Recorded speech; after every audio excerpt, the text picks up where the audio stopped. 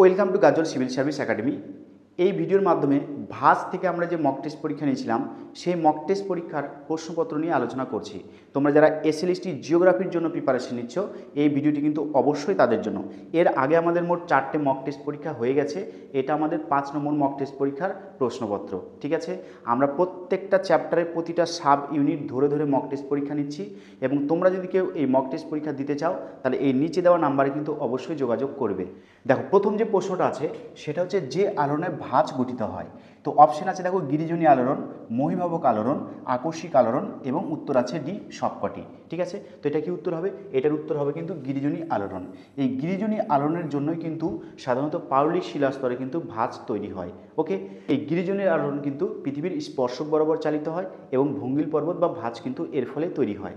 আচ্ছা, মহীভবক আলোড়ন মনে রাখবে পৃথিবীর ব্যাসার্ধ বরাবর চালিত হয় এবং কোনো স্থান উল্লম্বভাবে উঠে যায় অথবা উল্লম্বভাবে বসে যায়, এর ফলে সাধারণত গ্রস্ত উপত্যকা এবং স্তূপ পর্বত তৈরি হয়। আচ্ছা, আকস্মিক আলোড়নটা কি? এটা ভূ অভ্যন্তরীণ একটা আলোড়ন। এই আলোড়নের উদাহরণ হচ্ছে দুটো, একটা হচ্ছে অগ্নুৎপাত এবং আরেকটা হচ্ছে ভূমিকম্প। দেখো, 2 নম্বর যে প্রশ্নটা আছে সেটা হচ্ছে নিচের কোনটির কারণে ভাঁজ সৃষ্টি হয়? বলছে মহীসঞ্চরণ, মহীখাত, আরেকটা হচ্ছে পাত সঞ্চালন, না উপরের সব কয়টাই। দেখো, মহীসঞ্চরণের ফলেও কিন্তু ভঙ্গিল পর্বত বা ভাঁজ তৈরি হয়। যেমন তোমার হচ্ছে আন্দিজ এবং রকি পর্বত, এটা কিন্তু মহীসঞ্চরণের ফলে কিন্তু তৈরি হয়েছে। আচ্ছা, মহীখাত সংকোচন, ঠিক আছে, মহীখাত সংকোচনের জন্য কিন্তু ভঙ্গিল পর্বত তৈরি হয়েছে, যেমন হিমালয় পর্বত। ওকে, আচ্ছা, এখানে আছে দেখো পাত সঞ্চালন। পাত সঞ্চালনের ফলেও কিন্তু দুটো পাত যখন পরস্পরের কাছে আসে তার মাঝে যদি পাললিক শিলার স্তরে বা পলি সঞ্চিত হয় সেক্ষেত্রেও কিন্তু ভঙ্গিল পর্বত গঠিত হতে পারে বা ভাঁজ সৃষ্টি হতে পারে। তাই এটার উত্তর হবে কি? এটার উত্তর হবে ডি সব কয়টি। ঠিক আছে, তাহলে 2 নম্বর উত্তর হলো কি? ডি সব কয়টি। 3 নম্বর প্রশ্ন আছে দেখো, ঊর্ধ্বভঙ্গে উচ্চভূমি এবং অধোভঙ্গে উপত্যকা গঠিত হলে তাকে কি বলা হয়? ঠিক আছে, তার মানে এটা ধরো ভাঁজ, একটা ভাঁজের ক্ষেত্রে এটা হচ্ছে ঊর্ধ্বভঙ্গ এবং এটা হচ্ছে অধোভঙ্গ। এই ঊর্ধ্বভঙ্গে যদি উচ্চভূমি গঠিত হয় বা শৈলশিরা এবং অধোভঙ্গে যদি তৈরি হয় উপত্যকা বা বেসিন, তাহলে এটাই হচ্ছে একটা ভাঁজ, মেন ভাঁজ, ভাঁজের এটাই থাকার কথা। তো এরকম যদি গঠন হয় সেটাকে কিন্তু বলবে জুড়া স্ট্রাকচার বা জুড়া গঠন। ঠিক আছে, আচ্ছা, বৈপরীত্য ভূমিরূপটা কি? যদি এই ঊর্ধ্বভঙ্গে উচ্চভূমি বা শৈলশিরা না তৈরি হয়ে সেখানে যদি উপত্যকা তৈরি হয়, আর অধোভঙ্গে যদি উপত্যকা না থেকে উচ্চভূমি তৈরি হয়, তাহলে সেক্ষেত্রে যে ভূমিরূপটা হবে সেটা হবে বৈপরীত্য ভূমিরূপ। ওকে, কিন্তু এটার উত্তর কী হবে?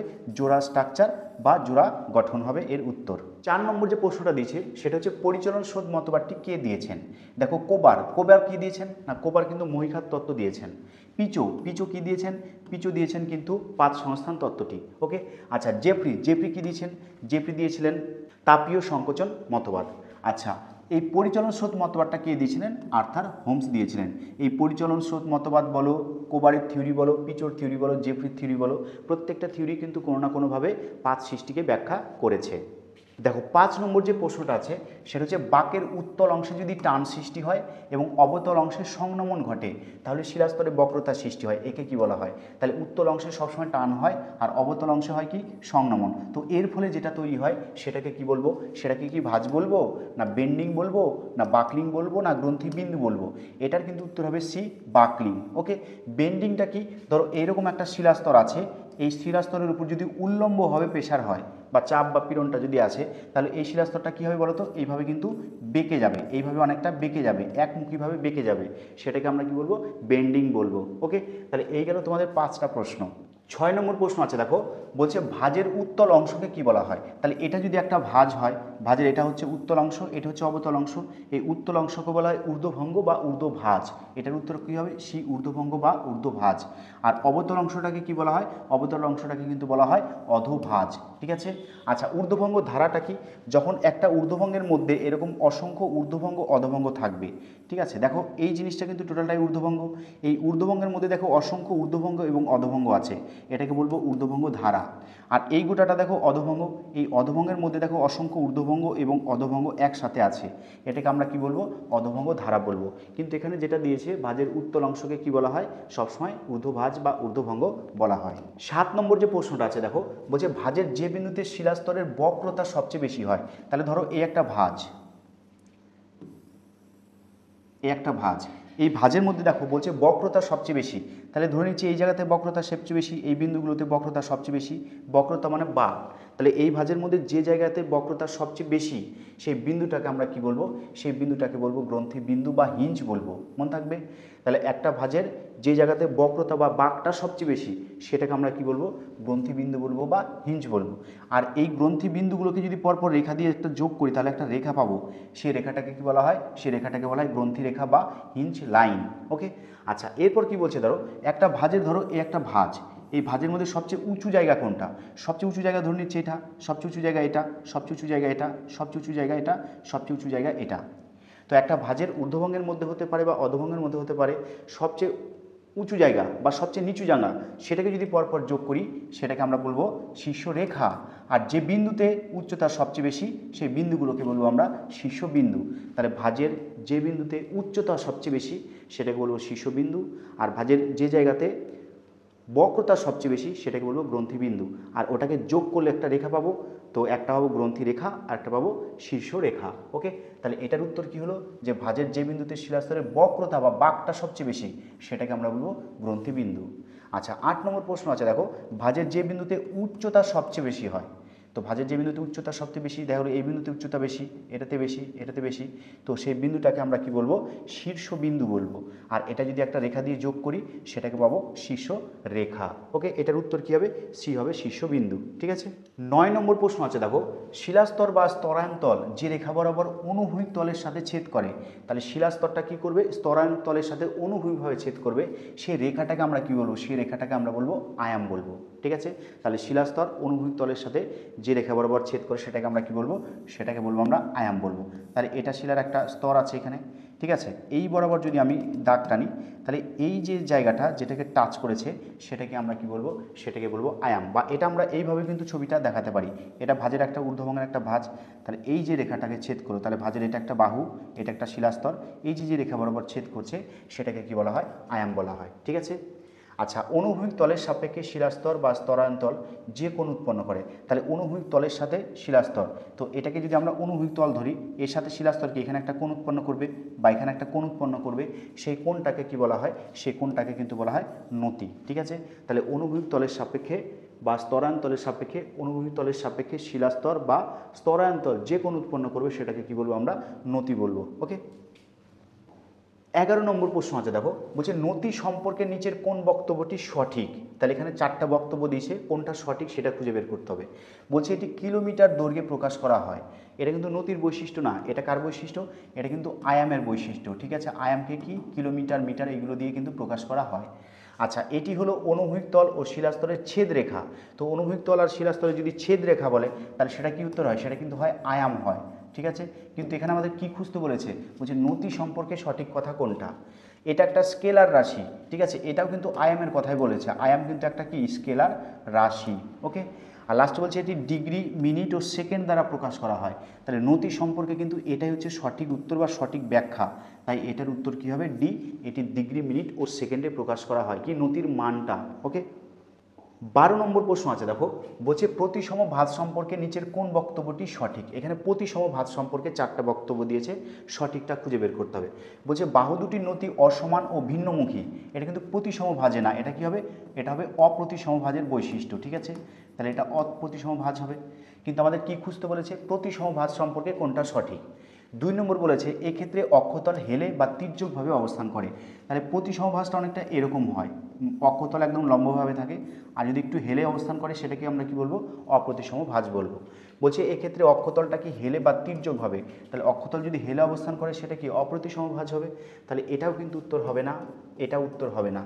3 নম্বর কি বলেছে, দেখো এটি ভূপৃষ্ঠে অপ্রতিসম শৈলশিরা ও খাড়া ঢালে ভৃগু গঠন করে, তাহলে এটাও কিন্তু হবে না উত্তর। ঠিক আছে, ডি নম্বরে কি আছে, দেখো বলছে অনুভূমিক তলের সাপেক্ষে অক্ষতল সম্পূর্ণ উল্লম্বভাবে অবস্থান করে, দেখো অনুভূমিক তলের সাপেক্ষে, ঠিক আছে, এই অক্ষতলটা কি সম্পূর্ণভাবে উল্লম্বভাবে অবস্থান করেছে, তো এটাই হবে উত্তর, ডি হবে এর উত্তর, প্রতিসম ভাঁজ সম্পর্কে এই কথাটা বা এই বাক্যটাই কিন্তু ঠিক আছে, বাদবাকিগুলো সবই কিন্তু অপ্রতিসম ভাঁজের কথা বলেছে।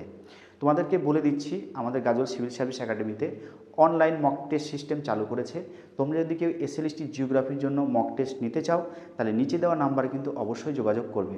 আমাদের এর আগে অলরেডি 5টা মক টেস্ট হয়ে গেছে, এটা 5 নম্বর মক টেস্টের প্রশ্ন। ঠিক আছে।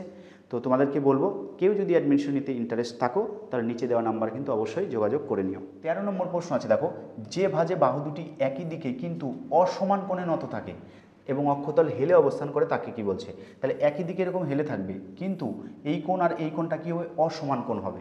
একই দিকে হেলে থাকবে কিন্তু অসমান কোণে যদি নত থাকে তখন সেটাকে বলবো আমরা আবৃত ভাঁজ বা বিপর্যস্ত ভাঁজ বা ওভারফোল্ড। ওকে, তাহলে এটাকে কি বলবো? আবৃত ভাঁজ বা বিপর্যস্ত ভাঁজ বা ওভারফোল্ড। ঠিক আছে। 14 নম্বর প্রশ্নটা আছে দেখো, যে ভাঁজে বাহু দুটি একই দিকে ও সমান কোণে পরস্পরের সমান্তরালে নত থাকে তাকে কি বলছে? মানে একই দিকে থাকবে, সমান কোণ হবে, এই কোণ সমান হবে এবং এই বাহু কি হবে? পরস্পরের সমান্তরাল হবে। সেই ভাঁজটাকে আমরা কি বলবো? সেই ভাঁজটাকে আমরা বলবো সমনত ভাঁজ বা আইসোক্লাইনাল ফোল্ড। ওকে, তাহলে এটাকে কি বলবো? সমনত ভাঁজ বা আইসোক্লাইনাল ফোল্ড বলবো। 15 নম্বর যে প্রশ্নটা আছে বলছে, যে ভাঁজের অক্ষতল ও বাহু দুটি অনুভূমিক তলের সঙ্গে প্রায় সমান্তরাল।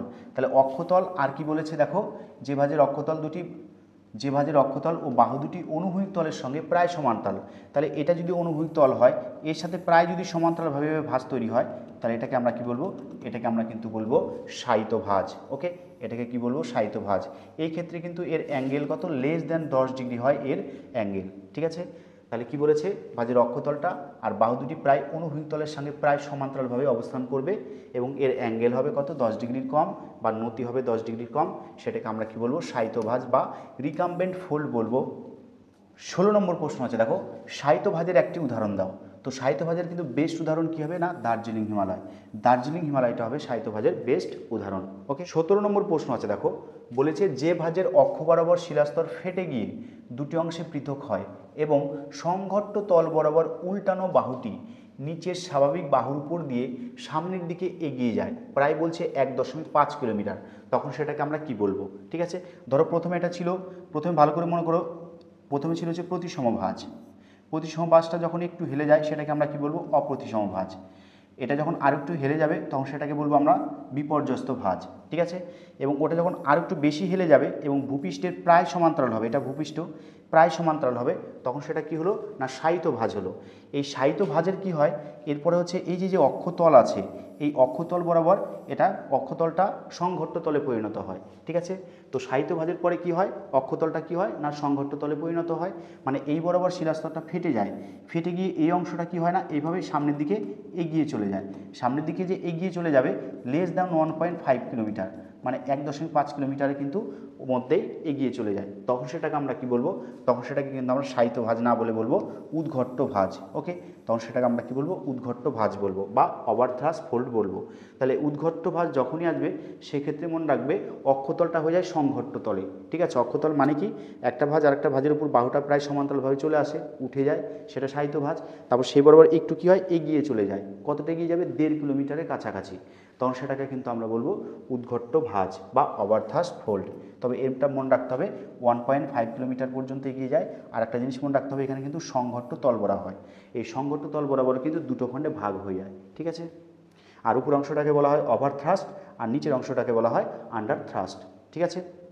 দেখো 18 নম্বর প্রশ্নটা কি বলেছে, যে ভাঁজে ঊর্ধ্বস্তূপ সংঘট্ট তল বরাবর বিচ্ছিন্ন হয়ে 1.5 কিমির বেশি দূরে স্থানান্তরিত হয় এবং মূল অংশ বা অধস্তূপের সঙ্গে যোগসূত্র থাকে না তাকে কি বলা হয়? তাহলে একটু আগে যেটা বললাম সেটা কি ছিল?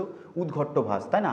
এরপর বলছে উদ্ঘট্ট ভাঁজটাই কি হয়? দেখো উদ্ঘট্ট, এটা হচ্ছে উদ্ঘট্ট ভাঁজ, এটা হচ্ছে অক্ষতল ছিল, এই অংশটা কি হয়েছিল? এই অংশটা এভাবে এগিয়ে গিয়েছিল আর এই অক্ষতলটা কিসে পরিণত হয়েছিল? সংঘট্ট তলে। এখন বলছে এই অংশটা, যে এর আগে দেখো বলছিল উদ্ঘট্ট ভাঁজে বলছিল 1.5 কিলোমিটার পর্যন্ত গেছে, এখন এটা যদি আরও বেশি দূর পর্যন্ত চলে যায়, মানে এই অংশটা ধরো নাই, এই অংশটা চলে গেছে কোথায়? এগিয়ে চলে গেছে, এই অংশটা এইভাবে এগিয়ে চলে গেছে এবং সেটা 1.5 কিলোমিটারের বেশি, তখন সেটাকে আমরা কি বলবো? তখন সেটাকে বলবো কিন্তু আমরা ন্যাপ ভাঁজ বলবো। ঠিক আছে। তাহলে ন্যাপ ভাঁজের উদাহরণ কি হবে? ন্যাপ ভাঁজের উদাহরণ হচ্ছে হিমালয় পর্বতে কিন্তু ন্যাপ ভাঁজ দেখা যায়, বিশেষ করে কাশ্মীরের ওইদিকে ন্যাপ ভাঁজটা দেখা যায়। আর বিশাল আয়তনের কিন্তু সাহিত্য ভাঁজকেও ন্যাপ ভাঁজ বলা হয়। 19 নম্বর প্রশ্ন আছে দেখো, বলছে যে ভাঁজের বাহু দুটির অন্তস্থ কোণের মান 120 ডিগ্রির বেশি হয়, তাহলে 120 ডিগ্রি যদি বেশি হয় অন্তস্থ কোণ, তাকে কি বলা হয়? মৃদু ভাঁজ, না মুক্ত ভাঁজ, না বদ্ধ ভাঁজ, না সংকীর্ণ ভাঁজ? তো 120 ডিগ্রি যদি বেশি হয় সেটাকে বলছে মৃদু ভাঁজ, তাহলে এটাকে কি বলবো? Greater than 120 degree angle. আচ্ছা মুক্ত ভাঁজের ক্ষেত্রে কত হয়? 60 ডিগ্রি থেকে হয় 120 ডিগ্রি পর্যন্ত। তাহলে 60 ডিগ্রি থেকে 120 ডিগ্রি পর্যন্ত যে অ্যাঙ্গেলটা হয় সেটা হচ্ছে মুক্ত ভাঁজ। আর বদ্ধ ভাঁজটা কি, এটা হচ্ছে 30 ডিগ্রি থেকে 60 ডিগ্রি পর্যন্ত হয়, এটা হচ্ছে বদ্ধ ভাঁজ। আর সংকীর্ণ ভাঁজের অ্যাঙ্গেলটা কত থাকে, অন্তস্থ কোণটা কত থাকে, 30 ডিগ্রি কম হয়। ধরো এটা একটা ভাঁজ, এই ভাঁজের এই যে কোণটা, এই কোণটাকে বলছে অন্তস্থ কোণ। এই কোণটায় যদি অন্তস্থ কোণ হয় 30 ডিগ্রি কম হয় সেটাকে বলছে সংকীর্ণ ভাঁজ। আর 120 ডিগ্রির বেশি হলে সেটাকে বলছে মৃদু ভাঁজ। এই প্রশ্নটাও কিন্তু ভীষণ ইম্পর্টেন্ট পরীক্ষার জন্য তোমাদের। 20 নম্বর প্রশ্নটা আছে, দেখো বলছে যে ভাঁজের শিলাস্তরে মাত্র একটি সরল ভাঁজ সৃষ্টি হয় এবং শিলাস্তরগুলি একদিকে নত থাকে তাকে কি বলা হবে?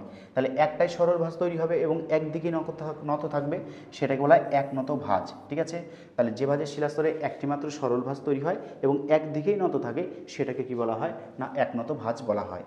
21 নম্বর প্রশ্ন বলছে ঊর্ধ্বভঙ্গে উপত্যকা এবং অধভঙ্গে শৈলশিরা। তাহলে একটু আগে দেখো প্রথম দিকে প্রশ্নটা ছিল ঊর্ধ্বভঙ্গে, এখন কি বলছে? ঊর্ধ্বভঙ্গে কিন্তু শৈলশিরা হওয়ার কথা, কিন্তু এটা যদি ক্ষয় পেয়ে পেয়ে এরকম হয়ে যায়, ক্ষয় পেয়ে পেয়ে এরকম হলো, এই জায়গাটা ক্ষয় পেয়ে গেল, এই জায়গাটা কম ক্ষয় পেলো, তাহলে এই জায়গাটা যদি বেশি ক্ষয় হয় তাহলে এটা নিচু হয়ে গেল, আর এই জায়গাটা কিন্তু উঁচু থাকলো। তো এটা ছিল কি? উপত্যকা। এটা কি ছিল? এটা ছিল হচ্ছে ঊর্ধ্বভঙ্গ। তো ঊর্ধ্বভঙ্গটা কি হয়ে গেল? অধভঙ্গ। আর অধভঙ্গ যেটা ছিল সেটা কি হয়ে গেল? ঊর্ধ্বভঙ্গ হয়ে গেল বা উঁচু হয়ে গেল বা শৈলশিরার মতো দেখা যাবে। তখন সেটাকে আমরাও কিন্তু বলবো বৈপরীত্য ভূমিরূপ বলবো। ঠিক আছে, বা ইনভার্সন অফ রিলিফ বলবো। দেখো 22 নম্বর যে প্রশ্নটা আছে বলছে একনত ভাঁজযুক্ত অঞ্চলে প্রতি সমঢালে আয়াম বরাবর শৈলশিরা গড়ে উঠলে একে কি বলা হয়? তাহলে একনত ভাঁজযুক্ত অঞ্চলে প্রতি সমঢালে আয়াম বরাবর যদি শৈলশিরা তৈরি হয় সেটাকে বলা হবে কি? Hog back. ওকে। আর যদি বলতো একনত ভাঁজযুক্ত অঞ্চলে অপ্রতিসম ঢালে, তাহলে এটা ছিল প্রতিসম ঢাল। অপ্রতিসম ঢালে আয়াম বরাবর যদি শৈলশিরা না বলে যদি বলে উচ্চভূমি, ঠিক আছে, তাহলে উচ্চভূমি বললো। যদি উচ্চভূমি তৈরি হয় তখন সেটাকে কি বলা হবে? সেটাকে কিন্তু বলা হয় কুয়েস্তা বা কোয়েস্তা। ওকে, তাহলে এটার উত্তর কী হবে? 22-এর উত্তর হবে এ। আর এটা যদি চেঞ্জ হয়ে অপ্রতিসম হয় আর ওটা যদি উচ্চভূমি বা শৈলশিরাও থাকে তাহলে সেটার উত্তর কী হবে? কোয়েস্তা হবে উত্তর। 23 নম্বর প্রশ্ন আছে ভূমির প্রাথমিক ঢালকে অনুসরণ করে যে নদী প্রবাহিত হয় তাকে কি বলা হয়? ধরো এটা হচ্ছে ভূমির প্রাথমিক ঢাল, ঠিক আছে, ক্ষয়চক্রের প্রথম পর্যায়ে এই নদীটা কিন্তু তৈরি হয়। এটা তাহলে একটা নদী প্রবাহিত হবে, এটা হচ্ছে 1 নম্বর দিলাম। তাহলে এই বরাবর নদীটা কি প্রবাহিত হবে? তো বলছে ভূমির প্রাথমিক ঢালকে অনুসরণ করে যে নদী প্রবাহিত হয় তাকে কি বলা হয়? অপশন দিচ্ছে অনুগামী নদী, পরবর্তী নদী, পুনর্ভবা নদী, পূর্ববর্তী নদী, আর হচ্ছে বিপরা নদী। তো প্রত্যেকটা নদী সম্পর্কে জানতে হবে। ঠিক আছে, বিপরা নদী কাকে বলে? বলছে যে নদী অনুগামী নদীর বিপরীতে প্রবাহিত হয় সেটাকে বলা হয় বিপরা নদী। আচ্ছা, পূর্ববর্তী নদী কাকে বলে? যে নদী কোনো একটা ভূমিরূপ উত্থানের আগে থেকে যদি থেকে থাকে এবং ভূমিরূপ উত্থান হচ্ছে, নদীটাও তার নিম্নক্ষয়ের মাধ্যমে নিজের প্রবাহপথটাকে বজায় রাখছে, তাহলে সেটাকে আমরা কি বলবো? পূর্ববর্তী নদী বলবো। যেমন সিন্ধু নদী, ব্রহ্মপুত্র নদী এবং শতদ্রু নদী, এগুলো কিন্তু পূর্ববর্তী নদীর বেস্ট উদাহরণ।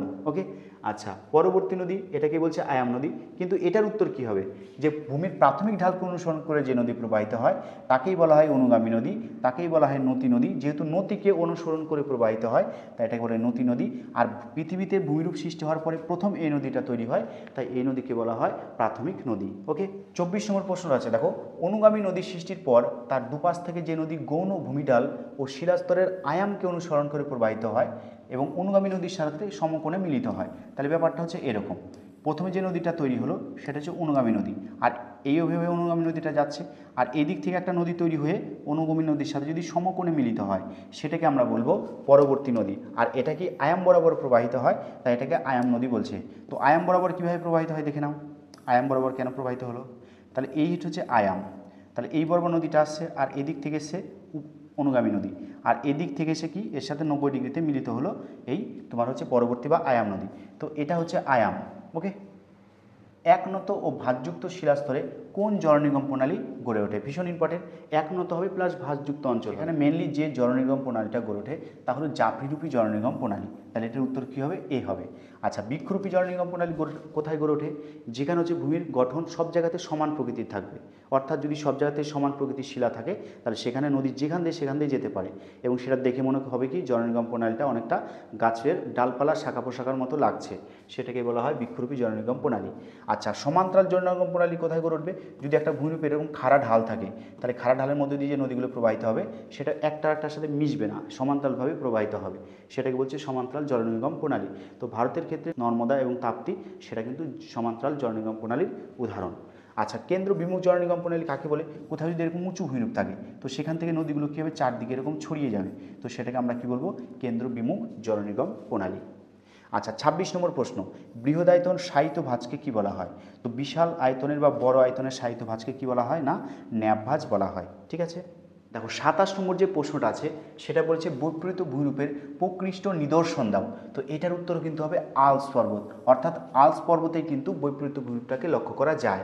ঠিক আছে, আর বৈপরীত্য ভূমিরূপে কী হয় না, ঊর্ধ্বভঙ্গটায় তৈরি হয় হচ্ছে উপত্যকা আর অধভঙ্গটায় তৈরি হয় শৈলশিরা। ওকে, তো সেটা হচ্ছে বৈপরীত্য ভূমিরূপ, আর এটা কোথায় দেখা যায়? আল্পস পর্বতে।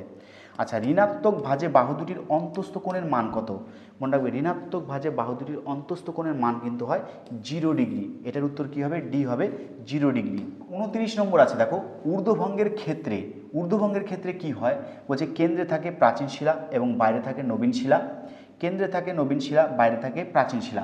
এই প্রশ্নটা কিন্তু ভীষণ ইম্পর্টেন্ট। ঠিক আছে, এটা তোমাদেরকে বুঝিয়ে দিচ্ছি, একবার ভালো করে দেখে নাও। ধরো সমুদ্রের তলদেশে এরকমভাবে পলি জমা হয়েছে, তো সবার নিচে যে পলিটা সেটা এ, তারপরে বি, তারপর হচ্ছে সি, তারপর হচ্ছে ডি। তো এই ক্ষেত্রে কোন পলিটা সবচেয়ে প্রাচীন? তাহলে নিচের পলিটা সবচেয়ে প্রাচীন, এটা হচ্ছে এ। আর সবচেয়ে নবীন কোনটা? সবার উপরে যে পলিটা জমা হয়েছে এই ডিটা হচ্ছে, বা ডি স্তরটা হচ্ছে নবীন শিলাস্তর বা নবীন পলি স্তর। এখন এটাতে যদি অনুভূমিক বল কাজ করে, সংনমন বল কাজ করে, তাহলে কি এখানে তো ভাঁজ তৈরি হবে। তাহলে ভাঁজ তৈরি হলে দেখা হলো এইভাবে নিচের দিকেও বাঁক নিতে পারে, নয়তো উপর দিকেও বাঁক নিতে পারে। ঠিক আছে, তাহলে নিচের দিকেও বাঁক নিতে পারে, আবার উপর দিকেও বাঁক কিন্তু নিতে পারে। তো এই ক্ষেত্রে দেখো কি হয়, যদি দুটো শক্তি পরস্পরের কাছে আসে, সংনমন বল কাজ করে, তাহলে ধরে নিচ্ছে এটা উপর দিকে এরকমভাবে বাঁক নিল, তাহলে উপর দিকে যখন বাঁকটা নেবে তাহলে এরকম তৈরি হবে, এরকম তৈরি হলো। তৈরি হওয়ার পরে দেখো এই সবার নিচে যেটা আছে, নিচেরটা কি এ থাকবে, উপরটা থাকবে বি, তারপরটা সি, তারপরটা হচ্ছে ডি। তাহলে দেখো এই বাইরে যেটা ছিল একদম বাইরের পৃষ্ঠে কি ডি আছে, আর ডিটা কি নবীন শিলা। ঠিক আছে, আর নিচের দিকে কি ছিল? নিচের দিকে আছে প্রাচীন শিলা। ওকে, তাহলে এটা হচ্ছে প্রাচীন শিলা। তো এটা কি হবে? প্রাচীন শিলা, আর উপরের ডিটা কি? নবীন শিলা। তো এটা যখন একটা ভাঁজের ঊর্ধ্বভঙ্গ, তাহলে বাইরের দিকেরটা কি? বাইরের অংশ, আর ভেতর দিকেরটা কি? এটা হচ্ছে ভেতরের অংশ। তাহলে বাইরের দিকে থাকছে কি? নবীন শিলা, আর ভেতর দিকে কি থাকছে? প্রাচীন শিলা। তাহলে ঊর্ধ্বভঙ্গের ক্ষেত্রে কিন্তু এটাই হয়, যে না কেন্দ্রে থাকে প্রাচীন শিলা, তাহলে কেন্দ্রে কী পেলাম আমরা? প্রাচীন শিলা, এবং বাইরের দিকে কি পেলাম? না নবীন শিলা পেলাম বাইরের দিকে। ঠিক যদি অধভঙ্গ বলতো, অধভঙ্গে কিন্তু এই ঘটনাটাই উল্টে যাবে। ঠিক আছে, লাস্ট প্রশ্ন দেখো 30 নম্বর, বলেছে যে ভাঁজের ঊর্ধ্বদেশে যদি ম্যাগমা বেরিয়ে আসে তাকে কি বলা হয়? বলছে ন্যাপ ভাঁজ, না এটাই নিশ্চয়ই হবে না। শায়িত ভাঁজ আমরা পড়েছি, এটাও হবে না। দোকলম ভাঁজ আর হচ্ছে ডায়াপ্রিক ভাঁজ, এটার উত্তর হবে ডি, ডায়াপ্রিক ভাঁজ হবে। ওকে, তাহলে ভাঁজের ঊর্ধ্বদেশে যদি ম্যাগমা বেরিয়ে আসে সেটাকে কি বলা হয়? না ডায়াপ্রিক ভাঁজ বলা হয়। তাহলে তোমাদের এই গেল 5th মক টেস্ট পরীক্ষার 30টা প্রশ্ন। আসলে আমাদের 5th মক টেস্ট পরীক্ষা টোটাল 80 নম্বর হয়েছিল, কিন্তু কিছুটা ছিল এমসিকিউ এর ইংলিশ ভার্সনের কোয়েশ্চেন, আর এটা ছিল বাংলা ভার্সনের কোয়েশ্চেন। তো আমি বাংলা ভার্সনের কোয়েশ্চেন বা প্রশ্নগুলো নিয়ে তোমাদের সামনে তুলে ধরলাম। তোমরা যদি কেউ অনলাইন মক টেস্ট নিতে চাও তাহলে নিচে দেওয়া নাম্বার কিন্তু অবশ্যই যোগাযোগ করবে। আমাদের এখন পর্যন্ত 5টা মক টেস্ট হয়ে গেছে। আমরা প্রত্যেকটা চ্যাপ্টারের প্রতিটা সাব ইউনিট ধরে ধরে মক টেস্টগুলো নিচ্ছি, এবং সেটা বাংলা ভার্সনে হচ্ছে এবং ইংলিশ ভার্সনে হচ্ছে। ঠিক আছে, তো ভিডিওটি যারা প্রথম থেকে শেষ পর্যন্ত দেখলে তাদেরকে কিন্তু অসংখ্য ধন্যবাদ।